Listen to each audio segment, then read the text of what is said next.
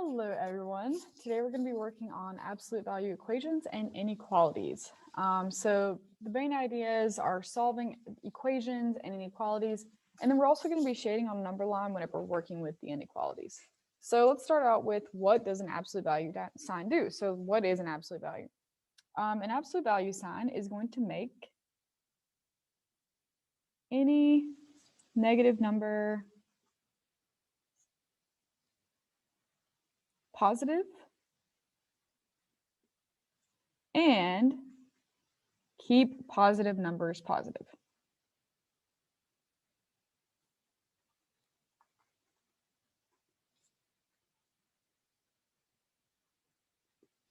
Okay, so anything that's negative, it's going to convert it into a positive number, and anything that's positive is just going to stay positive. For example, the absolute value of -2 is +2, and the absolute value of +2 is still +2. So anything that's negative that you put inside of there, it's going to spit out a positive. Anything that's positive is going to stay a positive. So let's work with some absolute value equations. And what we're going to do is we're actually going to set up two different equations here. So with our absolute value signs, anytime you get to this part, your first equation is just going to be the regular thing without the absolute value signs. So let's just drop the absolute value signs, and we're going to have -6x equals 30. That's our first equation that we're going to have. The second equation that we're going to have is going to use the fact that the number inside could be a negative number. So since this could be equal to a negative, that means that -6x could be equal to -30. So our second equation is going to be -6x equals -30. Okay, now we have two equations that we need to solve. The first one is -6x equals 30, and x is being multiplied by -6, so we're just going to divide both sides by -6. Whenever we do that, we're going to get x equals 30 divided by -6 is -5. And then on our second one, we're actually going to do the same step. -6 is being multiplied by x, so we're going to divide both sides by -6. Okay, and in this case, we're going to get -30 divided by -6, and a negative divided by a negative is a positive. So our two answers here, and yes, we're going to have two answers, are -5 and +5, and these are both x values here. -5 and +5. So let's work out another problem. We have the absolute value of k minus 10 is equal to 3. Same thing, our very first equation is going to be dropping the absolute value signs. So k minus 10 equals 3. And then our second one is that k minus 10 could be equal to a positive number, or it could be equal to a negative number, and we'll still get the same thing. So k minus 10 could also be equal to -3. All right, and you can draw a line to separate these two equations if you would like. Okay, in our first one, we have k minus 10 equals 3. 10 is being subtracted from k, so we need to add 10 to both sides to get rid of it. Okay, so we're going to get k equals 3 plus 10 is 13. So one of our answers is k equals 13. In our other one, k is having 10 subtracted from it, so to get it by itself, we're going to add 10. And we're going to get k equals -3 plus 10 is going to give us +7. Okay, so let's do problem number 3. We have the absolute value of x divided by 7 equals 3. We're going to do the same thing since our absolute value signs is isolated. We're going to drop the absolute value. Our first one is x over 7 equals 3. And our second one is going to be x over 7 equals -3. Okay?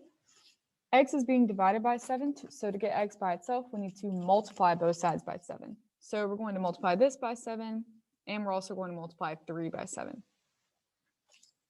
Okay, same thing over here. We'd be multiplying by 7 on both sides. Okay, so whenever we multiply by 7, we're going to get x equals 3 times 7 is 21. 21. And if we do it on this side, -3 times 7 is -21. All right, now let's move on to example number 4. It's a little bit more complicated. So we want the absolute value sign to be isolated, like it has been up here, but we can see that the absolute value sign is actually being divided by a number. So what we're going to have to do is just one extra step here. We actually have to get rid of the 8 before we can work with the absolute value. So first we need to get rid of the 8. This whole thing is being divided by 8, so the opposite of that is going to be multiplying both sides by 8. Okay, now that we've done that, we'd have the absolute value of negative 9 plus x equals 3 times 8, which is 24. Now we have our absolute value isolated, so we can make our two equations. So this is what we want. All right, our two equations are going to be negative 9 plus x equals 24 and negative 9 plus x equals negative 24.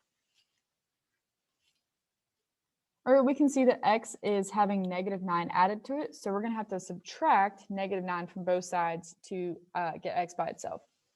Another way of subtracting negative 9 is saying that we're adding 9 to both sides. So we're going to add 9 to both sides. And we're going to get x equals 24 plus 9 is going to give us 33. And our other one, whenever we add 9 to both sides, we're going to get x equals negative 24 plus 9 is going to give us negative 15. Okay, and let's do our last example here of absolute value equations. Here we have the absolute value sign is actually being multiplied by 7. So we're going to have to get rid of that 7 before we work with the absolute value. Okay, that was the same thing over here. We had to get rid of that 8 first. So getting rid of the 7, we're just going to divide both sides by 7 first. Whenever we divide by 7, we're going to get 73 over 7. And that looks pretty scary. So what we're actually going to do is we're going to leave it as 73 over 7. Feels a little bit strange, but let's leave it. And then we will move on with the problem. So the absolute value of m plus 3 equals 73 over 7. Now we can make our two different equations since we have the absolute value sign by itself. Right here. So let's make our two different equations. M plus 3 equals 73 over 7, and m plus 3 equals negative 73 over 7. Okay, so now that we have our two equations, we can see that m is having 3 added to it, so we're going to have to get rid of that 3 by subtracting it. And you can go ahead and do this for both equations if you'd like. Okay, so what is 73 over 7 minus 3? So it looks kind of complicated, but we have this very nice tool that you will be allowed to use on the EOC, which is Desmos. So we're going to take this guy, and we're actually going to type it into Desmos, and the same thing with this one. And we're going to click on this little button in Desmos that looks like a fraction. So let me just make a little note. We're going to be using Desmos. And we're going to click this button that looks like this. Okay, so I'm going to go to Desmos. I'm going to type in 73 over 3, or sorry, 73 over 7. And then I'm going to do minus 3. Okay, so we're doing 73 over 7 minus 3. It's going to show us this decimal, but we're going to click this little fraction button to the side right here. And we're going to get 52 over 7. So our very first answer is going to be 52 over 7. 52 divided by 7. Okay, and then our second one, we have negative 73 over 7 minus 3. So negative 73 over 7 minus 3. And this is going to give us negative 94 over 7. Since I had already clicked this button, it's going to show up to me as a fraction. But if it showed up to you as a decimal, just click this little fraction button and it will help you out. So we're going to get m equals negative 94 over 7.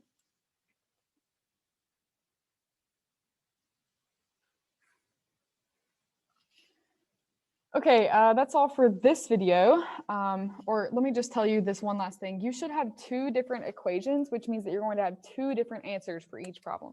So if you don't get two different answers, then that means that you may have forgotten to split it into two different equations. So just go back and check, make sure you did that step. Okay, stay tuned for my next video, which is going to be about absolute value inequalities. So goodbye, have a great rest of your day. Or what? You'll see me in my next video. Goodbye.